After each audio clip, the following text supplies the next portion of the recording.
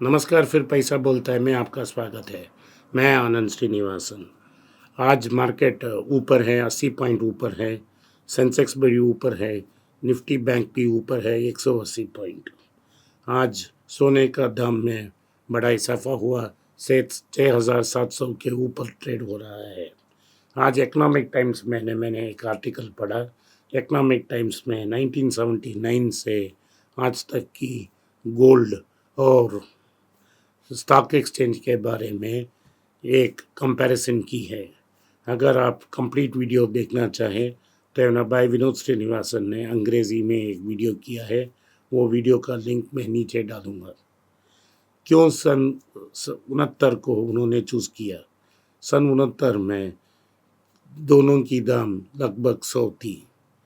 सोने के ग्राम 101 ग्राम पे थी और सेंसेक्स भी 100 में था। आज दोनों 75,000 क्रॉस कर चुके हैं। इक्विटीज़ में रिटर्न लगभग 30% आई है।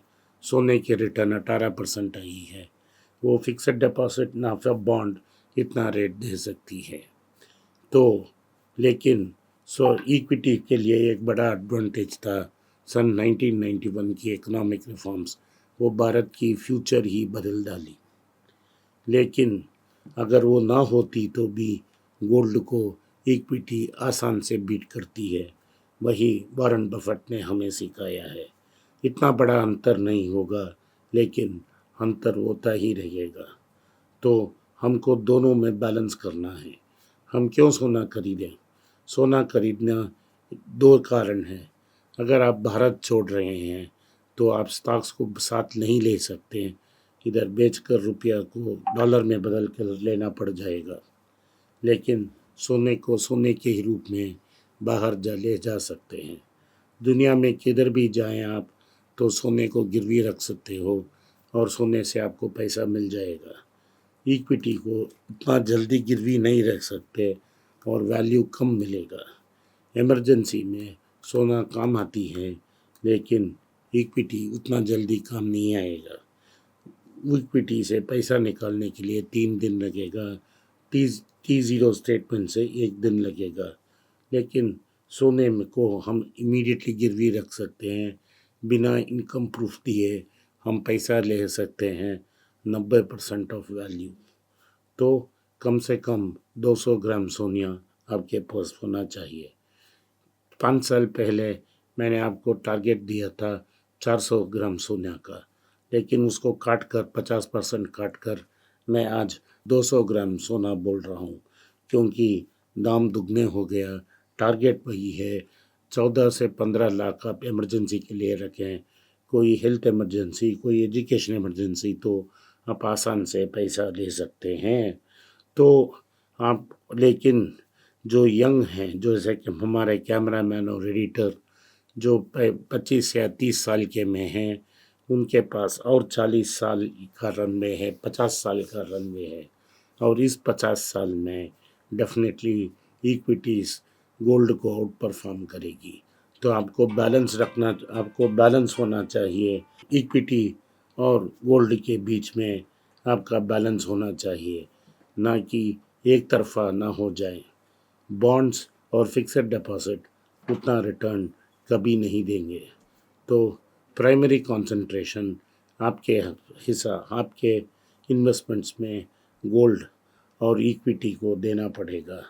रेगुलर इनकम पेंशन के लिए ही, इंटरेस्ट के लिए ही आप बॉन्ड चूज़ करें। इंटरनेशनल मार्केट में एक बड़ा खबर है, इससे मैं आज शुरू करूँगा। इंटेल ने एक नया चिप अनाउंस किया है, गाउडी 3। वो टक्कर देगी एनवीडिया को। हमको पता नहीं है कि वो सक्सेसफुल होगा कि नहीं। इंटेल की नया चिप गाउडी 3 एक एनवीडिया की डोमिनेंस को टारगेट करेगी, स्पेशली एआई को जो यूज़ पावर कर रही है। गाउडी 3 चिप इस एनवीडिया की प्रीवियस जनरेशन H100 प्रोसेसर से 50% फास्टर है। एनवीडिया को एआई मार्केट में लगभग 83% मार्केट डोमिनेशन है। गूगल के पास 17% की मार्केट शेयर है। इस मार्केट शेयर में कुछ एंट्री मारने के लिए ही इंटेल ने इसका अनाउंसमेंट की। हमारे पास इंटेल है, गूगल है और वॉरेन बफेट की बर्कशायर हैथवे के रूट से हमारे पास एप्पल भी है। हमने ये तीनों इसीलिए लिया क्योंकि वैल्यूएशन ठीक ठाक था। एनवीडिया का वैल्यूएशन बहुत फैंसी वैल्यूएशन है। वो fancy valuation future returns justify नहीं करेगा क्योंकि मेरा फ़िलॉसफी वैल्यू इन्वेस्टमेंट ही है। तो मैंने ये किया कि मार्केट डोमिनेशन इंटेल और गूगल और एप्पल का लगभग 40% हो जाएगा तीनों कंबाइन करके, और एनवीडिया का मार्केट शेयर 50% या 40% तक नीचे आएगा अगर 5 साल में। क्योंकि इंटेल बहुत चीप मिला हमने ले लिया, गूगल बहुत रीजनेबल वैल्यूएशन था हमने कंसिडर कर लिया, और जब हमने बर्कशायर क्लास बी कंसिडर किया वो भी डिसेंट वैल्यूएशन में था, इसीलिए हमने खरीदा। इंडस इंटरनेशनल जो हिंदुजा की होल्डिंग कंपनी है, उन्होंने इन्वेस्को म्यूचुअल फंड से एक जॉइंट वेंचर अनाउंस किया है। इसमें लगभग 85,000 करोड़ का एयूएम है। इसमें से 60% को इंडस इंटरनेशनल होल्डिंग खरीदेगी और 40% एक जो अटलांटा बेस्ड इन्वेस्टमेंट ग्रुप है इन्वेस्को, उनके हाथ में रखेगी। उन और ग्लोबली इन्वेस्को के पास $1.6 ट्रिलियन की ये यूएम है। जो वैल्यूएशन में ये डील हुआ वो डिस्क्लोज नहीं हुआ है, लेकिन इसके लिए उनको सेबी के अप्रूवल चाहिए। तो यही न्यूज़ है। आईटीसी की डायरेक्टर हेमंत मालिक ने एक अनाउंसमेंट की। उन्होंने सीधा बोल दिया कि सितंबर 2023 में पिछले 9 महीनों में आईटीसी भारत के सबसे बड़े फूड कंपनी के तरफ से की रूप से उभरी है। उन्होंने ये भी दावा किया है कि अगले 5 साल में उनकी जो आशीर्वाद मदर ब्रांड है वो वॉल्यूम डबल करेगी। उन्होंने ये आशंका व्यक्त की कि कोको को प्राइसेस बहुत ज़्यादा हो गए हैं, वो उसको कॉन्शियसली वॉच कर रहे हैं।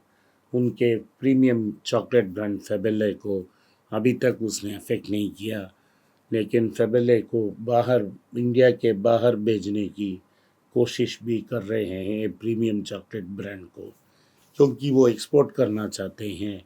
फ्री ट्रेड एग्रीमेंट उसे अफेक्ट नहीं करती है।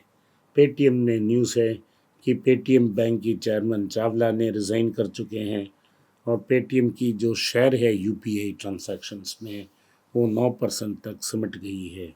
मार्केट लीडर है फ्लिपकार्ट की सब्सिडरी फ़ोनपे, उसके पास 43.2% की मार्केट शेयर है और नंबर 2 प्लेयर तो गूगल पे है।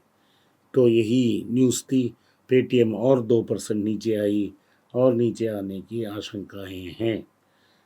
Q4 की ऑटो रिजल्ट्स बहुत अच्छी होगी, वैसा मार्केट की रिपोर्ट्स हैं, और अर्निंग्स भी उनका स्ट्रांग होगा passenger vehicle, 3 wheeler and 2 wheeler sales के कारण से। 2 व्हीलर सेल्स में हीरो मोटर कॉर्प और होंडा मोटरसाइकिल कंपनी की शेयर्स कम होगी, कि मार्केट शेयर कम होगी, लेकिन नंबर ऑफ बाइक्स बेचने में उनका ज़्यादा हुई है। टीवीएस का मार्केट शेयर लगभग 16.9% तक पहुंच गई है। बजाज की 12.6% तक पहुंच गई है। और जो पैसेंजर व्हीकल्स में न्यूज़ है, टाटा की रिजल्ट्स बेहतरीन होगी इस साल, इस पिछले क्वार्टर में, और इससे रिजल्ट्स बेहतर होगी। जो डीलर एसोसिएशन है फेडा, उन्होंने ये डाउट और कंसर्न एक्सप्रेस की है कि अगर आरबीआई ने रेट कट नहीं की तो सेल्स बैडली अफेक्ट हो जाएंगे। आईटी और स्टार्टअप सेक्टर बहुत मुश्किल में है। आईटी और स्टार्टअप सेक्टर में हायरिंग तो 5 ईयर लो में है। इसका कारण अमेरिका में डिमांड कम हो रही है। स्टार्टअप फंडिंग ड्राई अप हो चुकी है क्योंकि अमेरिका में ब्याज तो 5.5 तक चला गई है और आसान से फ्री मनी नहीं आ रही है अमेरिका से। इसी कारण स्विगी और ओला फंड्स के लिए आईपीओ डाल रहे हैं। आप इनको अवॉइड करें। उना एकेडमी ने 12% की वर्कफोर्स को बाहर भेज दी। मीशो ने 251 एम्प्लॉयज़ को बाहर भेज दी और कॉग्निसेंट एक बड़ा मेजर ने 3,500 लोगों को टाटा बोल दी है। और टाटा कंपनी ने भी नंबर ऑफ़ एम्प्लॉयज़ को रिड्यूस कर रहे हैं। वो लोगों को बाहर नहीं भेज रहे हैं लेकिन जो रिज़ाइन करना चाहते हैं उनको रोक नहीं रहे हैं। आज मार्केट में नाटको फार्मा 100,000 रुपया से कम हो चुकी है, 950 या 958 रुपया में है। आप इसको ज़रूर कंसिडर करें। कर्नाटका बैंक को भी कंसिडर करें और वैल्यू के लिए वेट करें। तो आज की पॉडकास्ट में इतना ही। आपने इस पॉडकास्ट को सुना, इसके लिए मैं आपका आभारी हूँ। हो सके तो इस वीडियो को लाइक कीजिए, चैनल को सब्सक्राइब कीजिए, बेल नोटिफिकेशन दबाएं। इस वीडियो को अपने दोस्त और रिश्तेदार के पास भेजें और उनको देखने की आग्रह करें। नमस्कार, धन्यवाद, जय हिंद।